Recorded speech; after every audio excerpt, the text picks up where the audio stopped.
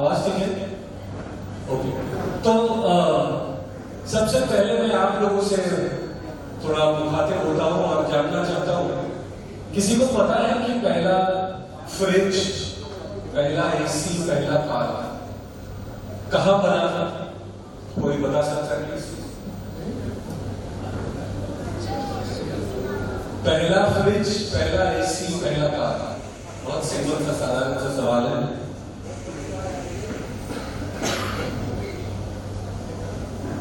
कोई नहीं, आप लोग गेस कीजिए, कोई बात नहीं, बहुत सोचने की जरूरत भी नहीं।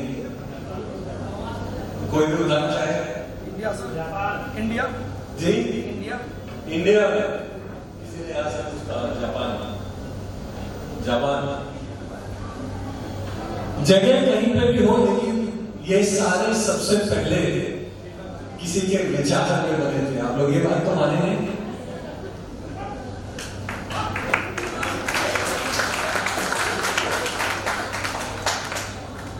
इतनी साधारण सी दिखने वाली बात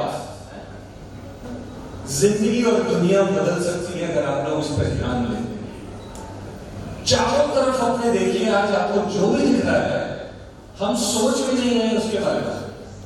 ये कैमरा है, ये वीडियो कैमरा है, मेरी आवाज रिकॉर्ड हो रही है, आप बाद में उसको देख पाते हैं, मगर सोचते ही नहीं कि किसी ने कितना विचार इसमें डाला होगा, सोचा होगा, हिम्मत किया होगा कि मैं ऐसा कुछ बनाऊं कि जिससे हम लोगों को देख सके, रिकॉर्ड कर सके और बाद में प्ले कर सके। जब हम देखते हैं तो बहुत आसान, बहुत सीधा लगता है, बहुत सिंपल लगता है, मगर जो सोचने की हिम्मत करता हो, दुनिया वही बदलता है।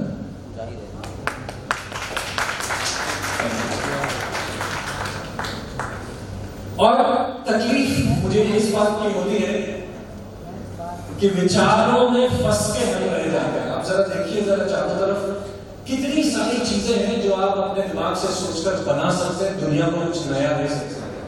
अभी हमने बहुत सुंदर एक फिल्म देखी, DRDO के भारतीय साइंटिस्ट रोबोटिक्स सेट हमारे बीच में है, उन्होंने कितना कुछ डिजाइन किया।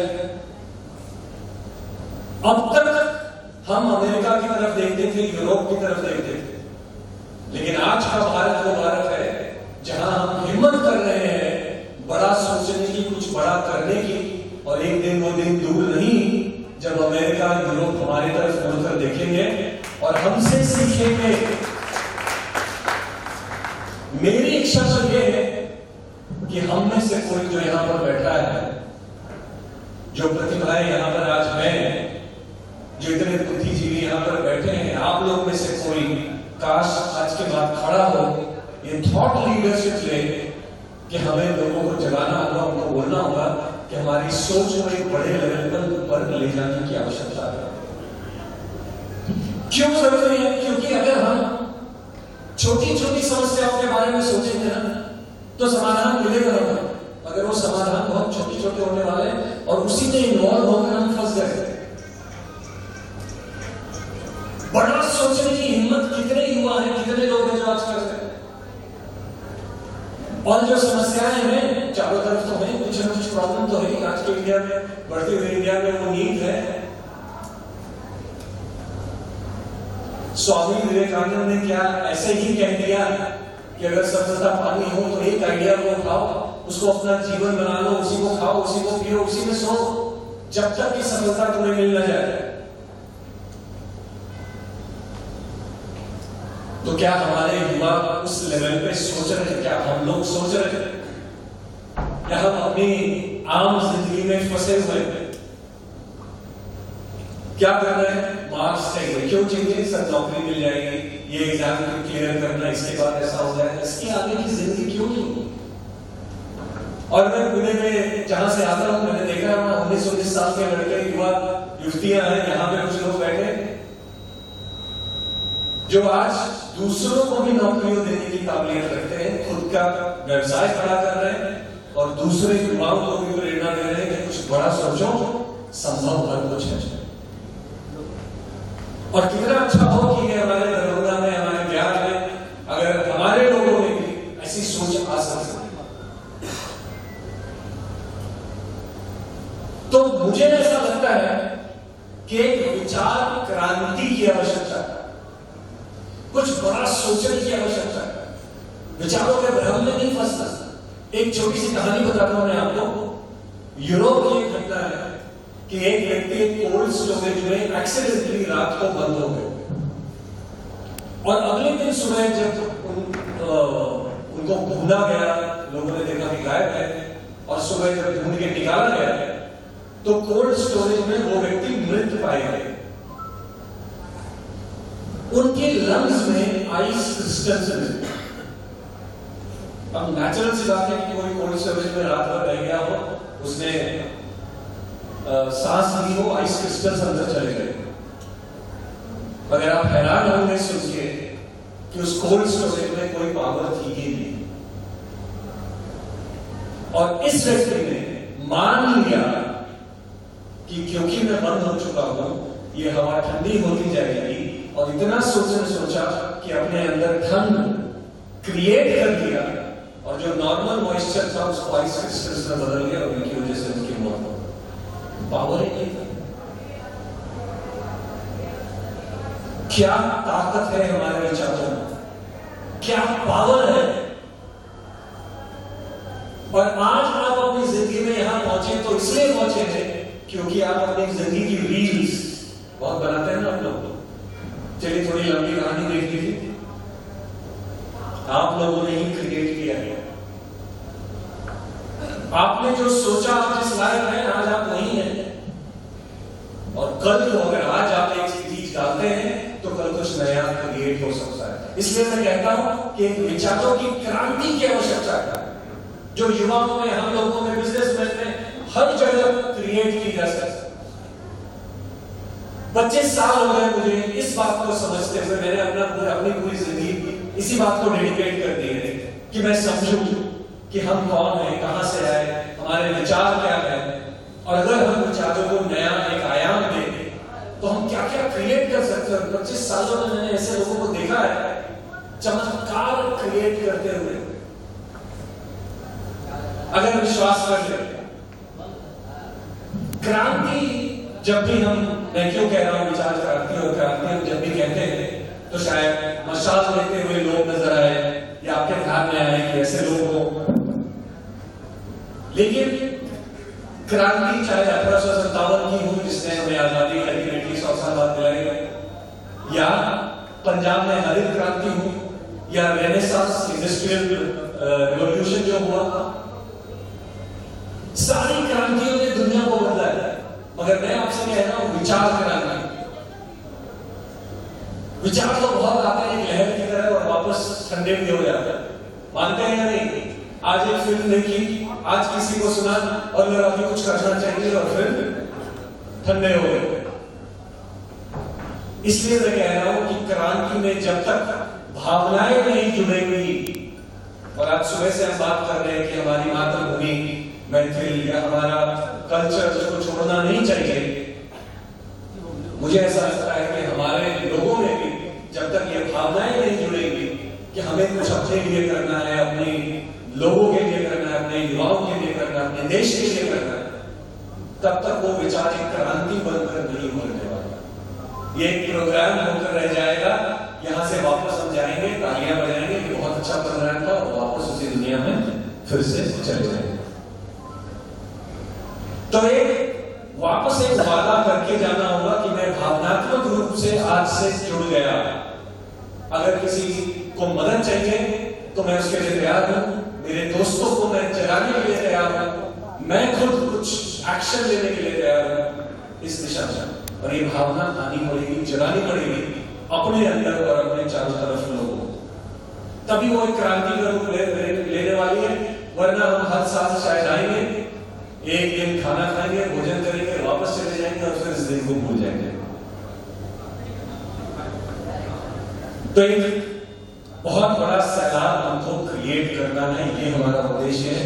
इसलिए आज हम ये पहला इमर्जिंग मिथिला समिट कर रहे हैं कि शायद हमारी बात कुछ लोगों तक पहुंचे, कुछ युवाओं तक पहुंचे, कुछ बिजनेसमैन तक पहुंचे। हम एक समूह बनाए और हम सब मिलकर साथ खड़े हुए।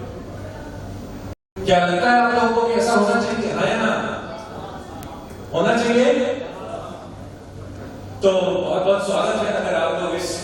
हमारे साथ है। मैं इसका एक मंत्र आपको देना चाहता हूं, बहुत साधारण सा मंत्र है। विचार, विश्वास, व्यवहार। अगर हम इन तीनों को अलाइन कर लें तो विचार क्रांति आ गई। आपने सोचा कि कुछ बड़ा करना है, कुछ बड़ा सोचना है, आपने सोचा अपने दोस्तों को जगाने की कोशिश की। दूसरा है सबसे बड़ा कि विश्वास करें कि संभव है। आप अपने आसपास के वातावरण को देखते हैं, समस्याएं देखते हैं और आप उन समस्याओं में उलझ के रह जाते हैं। मैं चाहता हूं आज के बाद आप विश्वास रखें कि ये बिल्कुल संभव है कि मैं जो विचार ऊंचा सोच रहा हूं या सोच रही हूं, मैं अकेली अगर खड़ी हो गई, खड़ा हो गया तो मैं कर सकता हूं और मेरे लिए ये संभव है।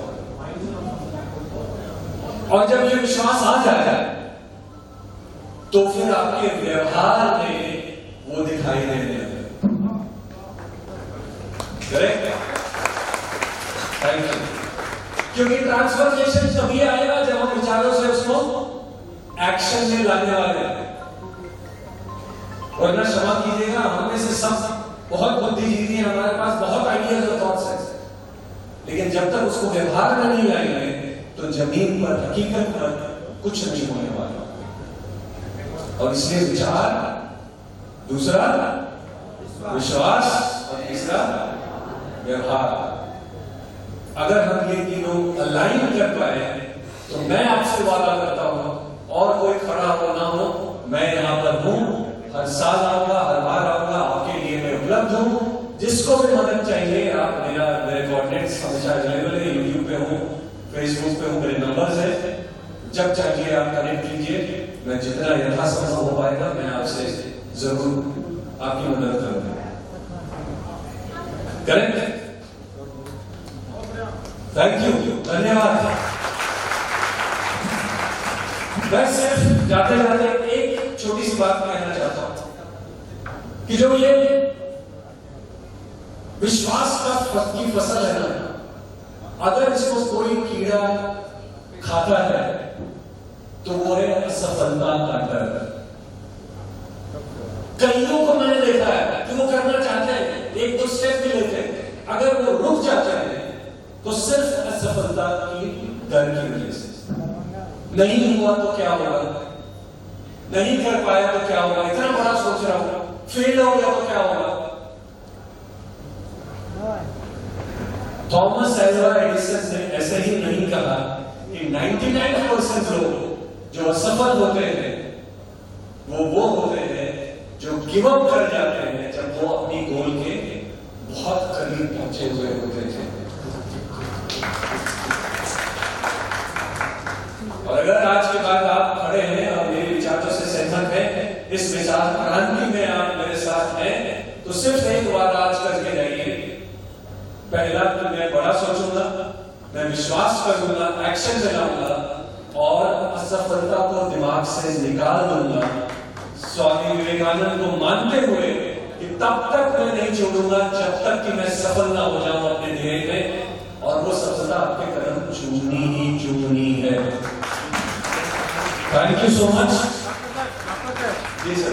यहाँ बिजनेसमैन को क्या करना चाहिए, जो यहाँ डेवलप करना है, मिथिला को डेवलप करना है, मिथिला को हर गांव को डेवलप करना है, क्या करना चाहिए जो डेवलप हो? ठीक है, एक हम आगे जब पैनल डिस्कशन करेंगे तो हम डिटेल में लेने वाले हैं, वहां पे मैं बात करूंगा, लेकिन सिर्फ एक चीज बोल देता हूँ, 1 मिनट का ले लेता हूँ। अच्छा, अच्छी बात कही। हम लोग हमेशा पारिवारिक परिवेश की बात करते हैं, परिवेश की बात करते हैं कि जिस परिवेश में, माहौल में हम बड़े हुए, उसका इम्पैक्ट होता है। करेक्ट? आज मैं आपको एक नया विचार देता हूं, वैचारिक परिवेश की तरफ ध्यान देना, कि आपकी सोच क्या है, किन लोगों से आप उठ बैठ रहे हैं, उनकी सोच क्या है, आपके दोस्तों की सोच क्या है, किसकी सलाह ले रहे हैं, उसकी सोच क्या है। अगर वो खुद लिमिटेड है तो फिर लाइन वाली बात हो जाती है। अपनी सोच को हमको एक्सपैंड करना होगा, हमें अपने दायरे से बाहर निकलना होगा। और जो लोग निकलते हैं, आप देखिए ना, यही लोग यहाँ के जब बाहर जाते हैं तो बहुत बढ़िया करते हैं हमारी भी चले खाली यहाँ बैठे हुए हैं बहुत बड़े बिजनेसमैन हैं इंटरनेशनल लोग आपके पास ऑफ कोर्स आने वाले बातें करने वाले हैं, लेकिन है तो इसी में रिलेशनशिप क्या अलग किया होगा। कोई बॉम्बे पूरा जाता है दिल्ली जाता है वो कैसे सक्सेसफुल हो जाता है, क्यों क्यों यहां पर वो नहीं हो पाता। कोई रीजन चाहिए डॉक्टर साहब।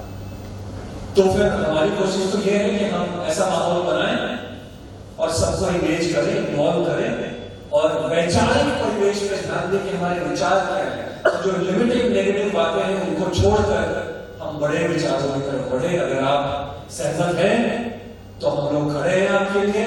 बहुत बहुत धन्यवाद। ज्यादा समय नहीं लूंगा।